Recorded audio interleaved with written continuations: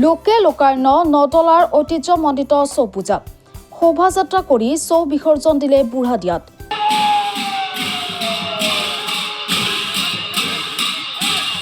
পশ্চিম নলবাৰীৰ নদলাৰ ঐতিহ্যমণ্ডিত কেঁচাই খাইটি থান লোকে লোকাৰণ্য হৈ পৰে। থানখনত আজি বৰ্ণাঢ্য কাৰ্যসূচীৰে উদযাপন কৰা হয় 124তম বাৰ্ষিক চৌ পূজা মহোৎসৱ।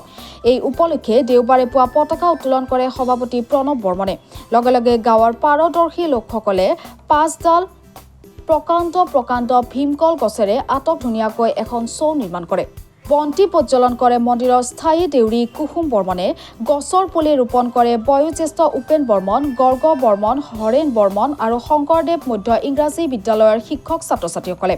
শ্বহীদ তৰ্পণ কৰে বীৰেন বৰ্মন, ৰমেশ কাকতি, অৰবিন্দ বৰ্মন আৰু দীনেশ তালুকদাৰে। কামৰূপীয় ঢুলীয়া ওজাপালিৰ মংগল বাদ্যধ্বনিৰ মাজেৰে চৌ স্থাপন আৰু পূজা আৰম্ভ কৰা হয়। দুপৰীয়া পুষ্পাঞ্জলি প্ৰদান কৰা হয় আৰু 2 বজাত দেৱীৰ ওচৰত বলি উচৰ্গা কৰা হয়। ইয়াৰ পিছতে প্ৰসাদ বিতৰণ আৰু ৰাজহুৱা ভোগ বিতৰণ কৰা হয়। আবেলি 4:30 বজাত এক শোভাযাত্ৰা কৰি চৌখন বুঢ়াদিয়া নৈত সসন্মানে বিসৰ্জন দিয়া হয়। প্ৰবাদ পথে প্ৰায় 500 বছৰ পূৰ্বে নদলা গাঁৱত ভয়ানক মহামাৰীৰ প্ৰাদুৰ্ভাৱ হৈছিল আৰু সেই মহামাৰীত গাঁওখনৰ বহু লোকৰ মৃত্যু হৈছিল। পিছত গাঁওখনৰ এগৰাকী অতি বৃদ্ধ লোকক সপোনত অজ্ঞাত দৈৱজ্ঞই মহামাৰীৰ পৰা পৰিত্ৰাণ পাবলৈ বলি বিধানৰ এখন পূজা দিবলৈ ক'লে।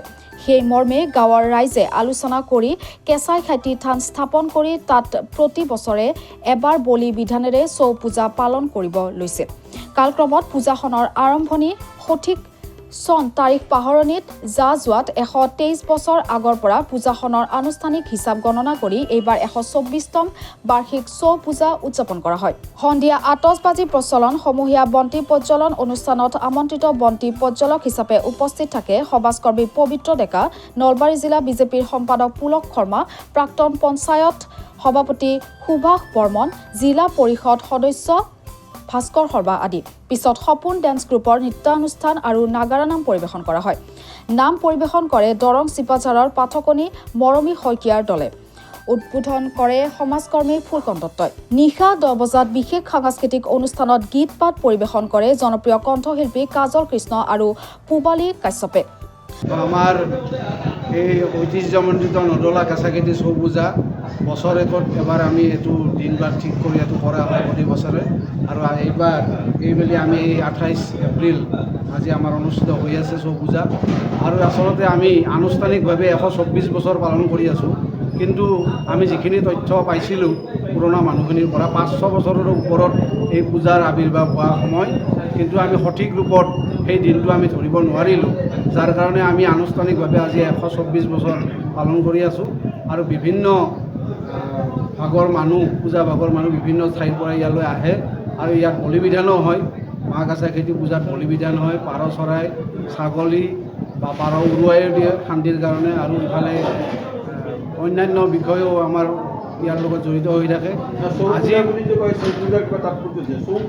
চৌ পূজা হ'ল কি, আমাৰ এটা সময়ত আমি যিবিলাক পুৰণা মানুহৰ পৰা তথ্য পাইছিলোঁ, এই অঞ্চলত বিৰাট মহামাৰী আছিল। মানে মহামাৰীত পৰি বিভিন্ন মানুহ ধাৰাসাৰভাৱে মৰিছিল মানুহ। তাৰপিছত এজন বুঢ়াই আমাৰ গাঁৱত সপোন দেখা পালে যে এনেকৈ এখন পূজা যদি পতা যায় তেতিয়াহ'লে মহামাৰীৰ পৰা ৰক্ষা পাব ৰাইজ। তাৰপিছত এই পূজাখন আৱিৰ্ভাৱ হৈছিল তেতিয়াৰ পৰা। আৰু তেতিয়াৰ পৰা আমাৰ নদলা গাঁৱত এতিয়ালৈকে এনেকুৱা মহামাৰী আৰু ৰোগ হোৱা দেখা পোৱা যোৱা নাই। গতিকে আমাৰ এটা বিশ্বাস যে তেওঁৰ এই পূজাভাগ দিয়াৰ পিছত আমাৰ গাঁৱত মানুহখিনি শান্তিৰে বসবাস কৰি থাকিব পাৰিছে।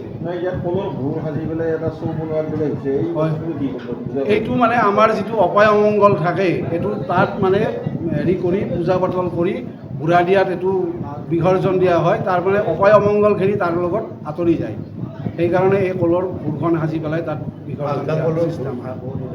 আজি কি অনুষ্ঠান আছে? আৰু আজি আমাৰ অনুষ্ঠান আছে ৰাতিপুৱাৰ পৰা আমাৰ গছপুলি ৰোপণ, পতাকা উত্তোলন, এতিয়া আমাৰ শান্তি পৰ্ব হ'ল, এতিয়া প্ৰসাদ ভোগ বিতৰণ। ইয়াৰ পিছত নাগাৰা নাম আছে, আমাৰ মঙলদৈ চিপাঝাৰৰ মৰমী শইকীয়াৰ নাগাৰা নাম হ'ব। তাৰপিছত ডেন্স হ'ব আৰু তাৰপিছত ৰাতি 11 বজাৰ পৰা সাংস্কৃতিক সন্ধিয়া হ'ব।